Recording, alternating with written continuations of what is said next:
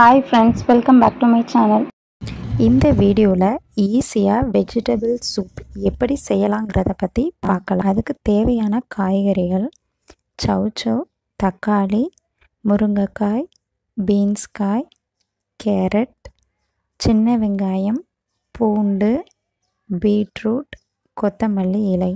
நான் இன்றைக்கி ஒரு தக்காளி எடுத்திருக்கேன். ஒரு 10 பீன்ஸ்காய், இது ரெண்டையும் நல்லா சின்ன சின்னதாக கட் பண்ணி எடுத்து வச்சுக்கிடணும். நெக்ஸ்ட்டு பாதி சௌசௌ, 2 கேரட், இதையும் சின்ன சின்னதாக கட் பண்ணி எடுத்து வச்சுக்கிடணும். நெக்ஸ்ட்டு 5 சின்ன வெங்காயம், பாதி பீட்ரூட், 4 பூண்டு, இது இதுவுமே தோல் சீவி நல்லா கழுவிட்டு சின்ன சின்னதாக கட் பண்ணி எடுத்து வச்சுக்கிடணும். நெக்ஸ்ட்டு ஒரு முருங்கைக்காய், கொஞ்சம் கொத்தமல்லி இலை. இந்த எல்லா வெஜிடபிள்ஸையுமே சின்ன சின்னதாக கட் பண்ணி எடுத்து வச்சுக்கிடணும். இது போக இதில் அவரைக்காய், ப்ராக்கோலி, கேப்சிகம், இந்த மாதிரி உங்களுக்கு பிடிச்ச தேவையான எந்த காய்கறிகள்னாலையும் சேர்த்துக்கிடலாம். இந்த எல்லா வெஜிடபிள்ஸையுமே ரொம்ப சின்னதாக வெட்டணுங்கிற அவசியம் இல்லை. ஏன்னா நம்ம இதை குக்கரில் ஒரு 15லேருந்து 20 விசில் வரைக்கும் வைக்க போகிறோம்.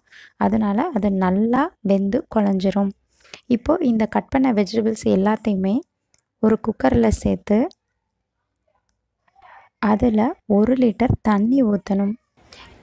இந்த வெஜிடபிள்ஸ் கூட உப்பு சேர்க்க தேவையில்லை, தண்ணி மட்டும் ஊற்றினாலே போதும்.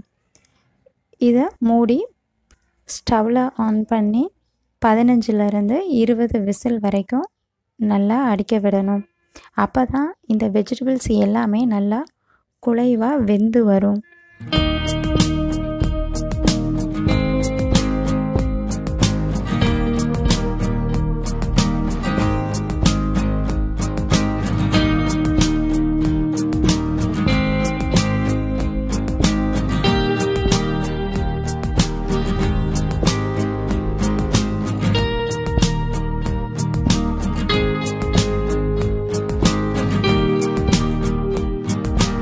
இப்போ இந்த வெஜிடபிள்ஸை பார்த்திங்கன்னா நல்லா வெந்திருக்கு. இதை ப்ரெஸ் பண்ணி பார்த்தாலே நல்லா ஜூஸாக வரும்.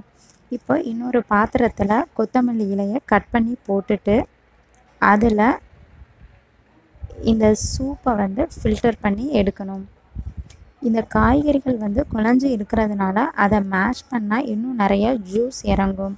அதையும் நல்லா கலெக்ட் பண்ணி எடுத்து வச்சுக்கோங்க.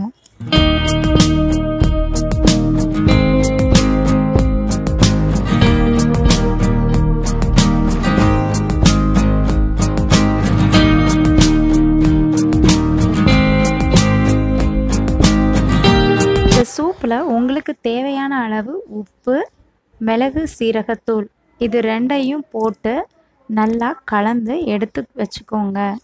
நம்ம சேர்த்துருக்கிற கொத்தமல்லி இலையும் மிளகு சீரகத்தூள் இது ரெண்டையும் நல்லா கலந்துட்டு கொஞ்ச நேரம் க்ளோஸ் பண்ணி வச்சுருக்கணும். அப்போனா தான் அதில் உள்ள ஃப்ளேவர் பிடிக்காதவங்க கூட ஒரு டைம் இந்த சூப் கலந்து பார்த்தீங்கன்னா அது டெய்லி குடிக்கணும்னு தோணும். இதில் வெஜிடபிள்ஸில் உள்ள எல்லா சத்துக்களுமே இந்த சூப்பில் இருக்குது. ஸோ இதை நம்ம டெய்லி குடிக்கிறது ரொம்ப நல்லது. நான் சொன்ன அளவு தண்ணி ஊற்றினீங்கன்னா குறைஞ்சது 3 பேர் தாராளமாக சூப்பு குடிக்கலாம். டெய்லி இந்த சூப்பை நம்ம ஃப்ரெஷ்ஷாக செஞ்சு குடித்தா ரத்தம் நல்லா ஊறுறதுக்கும் இந்த சூப்பு ஹெல்ப் பண்ணும். ஏன்னா பீட்ரூட் அதிகமாக சேர்த்துருக்கிறதுனால. இந்த டிப்ஸ் உங்களுக்கு பிடிச்சிருந்ததுன்னா லைக் பண்ணுங்கள், கமெண்ட் பண்ணுங்கள், ஷேர் பண்ணுங்கள், கண்டிப்பாக சப்ஸ்கிரைப் பண்ணுங்கள். தேங்க்யூ.